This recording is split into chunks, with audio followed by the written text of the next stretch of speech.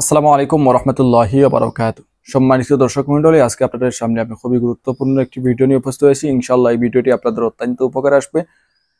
কোরআনী আমল আপনাদের সামনে বলে দেবো, যে আমল দ্বারা আপনি যাকে উদ্দেশ্য করবেন তাকেই আপনার করে নিতে পারবেন, অর্থাৎ সে আপনার ভালোবাসায় আত্মহারা হয়ে যাবে। এক কথায় দুটি দেহে একই প্রাণ যেরকম হয়, অর্থাৎ আপনার যেটা রুচি হয়, একজন মানুষ যদি আপনাকে 100 ভালোবাসে, তাহলে আপনার যেটা রুচি হবে তারও সেটা রুচি হবে, আপনি যেটা পছন্দ করবেন তারও সেটা পছন্দ হবে। ঠিক আছে? আর যদি সে আপনাকে দেখতে না পারে, তাহলে তার পছন্দের জিনিসটা যদি আপনি পছন্দ করেন, সে এটাকে এড়িয়ে চলবে। ঠিক আছে? তো আজকের যে আমল, এই আমলটি যদি আপনারা করেন, তাহলে যেটা হবে সেটা হচ্ছে, ওই যেরকম বলছি না, দুটি মনে একই প্রাণ, ওইরকম হয়ে যাবে। অর্থাৎ ভালোবাসায় সে এত পাগল থাকবে আপনার জন্য, আপনার কাছে যেটা ভালো মনে হয় সেটাই তার কাছে ভালো মনে হবে। এখন বলতে পারেন, তাহলে তো আমি আমল করবো আর আমার যা ইচ্ছে তা করবো, তাকে গুলামে পরিণত করে রাখবো, কুকুর বানিয়ে রাখবো, এরকম অনেকে তো এরকম চাওয়া পাওয়া থাকে। ওইরকম যদি উদ্দেশ্য নিয়ে আপনি এরকম আমল করেন, বিন্দু পরিমাণে কোনো ফল পাবেন না। কারণ ইসলাম আসে নাই তামসা করার জন্য, ইসলাম আসে নাই মানুষকে কুকুর বানানোর জন্য, ইসলাম আসে নাই মানুষকে গুলাম বানানোর জন্য, বৈষম্য দূর করার জন্য ইসলাম আসছে। ঠিক আছে? আপনি যদি সেই ইসলাম দিয়ে সিনেমিনি খেলতে চান, তাহলে আপনি নিজের পাপে নিজে পড়েই মরবেন, কোনো কিছুই হবে না। এক কথায় সৎ উদ্দেশ্য নিয়ে, জায়েজ উদ্দেশ্যে কাউকে যদি আপনি বাধ্য করতে চান, তাহলে এই ভিডিওটি আপনি দেখতে পারেন, ইনশাল্লাহ কাজ হবে। কিন্তু আশ্চর্যজনক কথা হচ্ছে কি, সেটা অনেকে অবৈধ কাজ যেটা, এটাকে বৈধ মনে করেন। অনেকের বোঝানোর পরে বুঝেন, আবার অনেক আছেন এত আবাল, যাদেরকে বোঝানোর পরে উল্টা তারা আরো অনেক কিছু বলেন, কিন্তু বুঝি আসে না। তাইলে ভিডিও দেই কেন? তো সব ভিডিওতে তো আমি বলে দেই, বেশিরভাগ ভিডিওতে, যে অবৈধ কোনো কাজে করা যাবে না, ইসলামিক আমল, এটা তো বলার কোনো প্রয়োজনই পড়ে না। কারণ ইসলামিক আমল, আপনার যদি কমন সেন্স না থাকে, তাহলে আপনি আমল করে কি করবেন? ইসলামিক আমল এটা আপনি অবৈধ কাজে ব্যবহার করবেন, এটা দ্বারা তো ফল পাবেন না, এটা এটা বলা লাগে নাকি? এটা বলতেই তো শরম। কারণ এটা সবাই জানে, যাদের মধ্যে মানুষত্ব আছে তারা তো জানে যে এগুলা ইসলামিক আমল, এগুলা দিয়ে অবৈধ কোনো কিছু হবে না। কিন্তু ওরা বলে, তাহলে দেই কেন? তো যাই হোক, আজকের আমলটি যদি বৈধ পন্থার জন্য করেন, অর্থাৎ এই যে মানুষকে আপনি বাধ্য করবেন, মনে করেন আমলের দ্বারা বাধ্য হয়ে গেছে, তারপরে তার কাছ থেকে কবিরা গুনাহ তো দূরের কথা, কোনো সগীরা গুনাহ সংঘটিত হবে না। যদি আপনার মন মানসিকতা এরকম থাকে, তাহলে আপনি আমলটি করবেন, ইনশাল্লাহ অত্যন্ত উপকার পাবেন।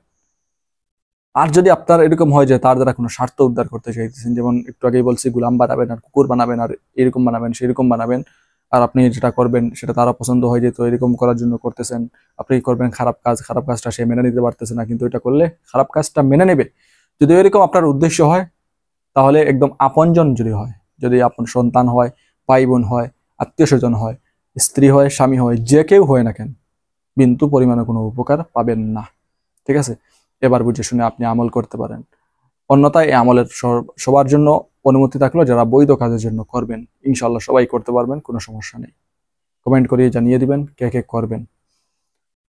তো যাই হোক, আজকের যে আমল সেটা হচ্ছে কোরআন শরীফের একটি সূরা, আপনাদের সামনে বলে দেবো। যে সূরাটি যদি আপনারা পাঠ করেন, তাহলে ইনশাল্লাহ দুজন মানুষের মধ্যে ভালোবাসা সৃষ্টি হবে। যে নিয়মে পাঠ করবেন সেটা হচ্ছে সূরা ক্বারিআ। কোরআন শরীফের একটি সূরা রয়েছে, সূরা ক্বারিআ। এটা যদি আপনারা পাঠ করেন, যেটা হচ্ছে আল ক্বারিআতু মাল ক্বারিআ, এই যে একটি সূরা, বেশিরভাগ মানুষের 99% মানুষের মুখস্থই থাকবে এই সূরা। যাদের মুখস্থ নেই, দেখে দেখে কয়েকবার পাঠ করে নিলে মুখস্থই হয়ে যাবে। দেখে দেখে যদি পাঠ করেন, কোনো সমস্যা নেই, শুদ্ধভাবে পাঠ করার চেষ্টা করবেন। আল কারিয়াতু মাল কারিয়া পড়বেন না, কারণ এখানে অফ, আল ক্বারিআতু মাল ক্বারিআ। ঠিক আছে? তো এরকম শুদ্ধভাবে পাঠ করার চেষ্টা করবেন, ইনশাল্লাহ উপকার পাবেন। তো এই সূরাটি আপনি 100বার পাঠ করবেন, দৈনিক প্রতিদিন 100বার পাঠ করবেন। দেখে দেখে হোক, মুখস্থ হোক, যেভাবে আপনার সুবিধা সেরকম পাঠ করবেন। করার পরে আপনি কয়েকবার দুরূদ শরীফ পাঠ করে নেবেন, কমপক্ষে 11বার দুরূদ শরীফ পাঠ করে নেবেন। এতে যে কোনো দুরূদ শরীফ হোক, আপনার ইচ্ছা। দুরূদে ইব্রাহিম পাঠ করেন, বা সাল্লাল্লাহু আলাইহি ওয়াসাল্লাম, এটাও একটা দুরূদ শরীফ, এটাই পাঠ করতে পারেন, অথবা দুরূদে ইব্রাহিম পাঠ করতে পারেন, বা অন্য কোনো দুরূদও পাঠ করতে পারেন। ঠিক আছে? 11বার দুরূদ শরীফ পাঠ করার পর আপনি যাকে উদ্দেশ্য করবেন তার নাম নেবেন, তার নাম নিয়ে আল্লাহর কাছে চাইবেন। ইনশাল্লাহ এরকম আমল আপনি 7 দিন পাঠ করবেন, অর্থাৎ সূরা ক্বারিয়া এটা আপনি 7 দিন পর্যন্ত আমল চালিয়ে যাবেন। ইনশাল্লাহ এই 7 দিনের মধ্যেই আপনি অত্যন্ত ভালো রেজাল্ট পাবেন।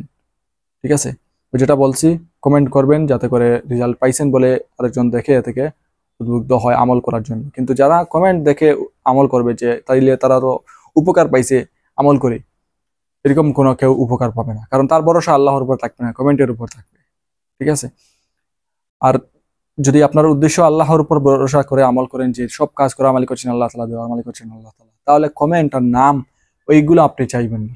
আপনি বলবেন, এমনিতে কমেন্টে দোয়া চাইতে পারেন, সেটা ভিন্ন কথা, বা কমেন্ট দেখতে পারেন কে কি কমেন্ট করলো, কিন্তু আপনি কমেন্টের উপর আস্থা রেখে বিশ্বাস রেখে আমল করবেন না, কোনো উপকার পাবেন না। ভরসা বিশ্বাস সবকিছু রাখবেন একমাত্র আল্লাহ তাআলার উপর, ঠিক আছে? তো যাই হোক, এই আমলটি আপনারা যদি করেন অত্যন্ত ফল পাবেন। এটা কোরআনী আমল, ফলদায়ক একটি আমল। সার সংক্ষেপ যে কোটা সেটা হচ্ছে সূরা ক্বারিআ। এটা যদি আপনারা পাঠ করেন প্রতিদিন মাত্র 100 বার, 100 বার পাঠ করার পর আপনি 11 বার যে কোনো দুরূদ শরীফ পাঠ করেন। পাঠ করার পরে আপনি যার নাম নিয়ে আল্লাহর কাছে চাইবেন যে আল্লাহ ওই মানুষটা আমার বাধ্য করে দেন, 7 দিন পর্যন্ত আপনি আমল জারি রাখবেন, আমল করবেন। তো 7 দিনে 700 বার সূরা ক্বারিআ আপনি পাঠ করবেন, আর 11 বার দুরূদ শরীফ পাঠ করে ওই মানুষের জন্য, ওই মানুষটা আল্লাহর কাছে আপনি চাইবেন।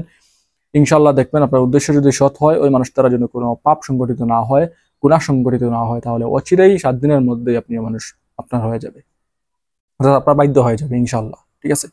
তো যাই হোক, আজকে ভিডিও পর্যন্ত। আশা করি ভিডিওটি আপনাদের অত্যন্ত উপকার আসবে। পরবর্তী ভিডিও দেখার আমন্ত্রণ জানিয়ে বিদায় নিলাম। সবাই ভালো থাকুন, সুস্থ থাকুন। আসসালামু আলাইকুম ওয়া রাহমাতুল্লাহি ওয়া বারাকাতুহু।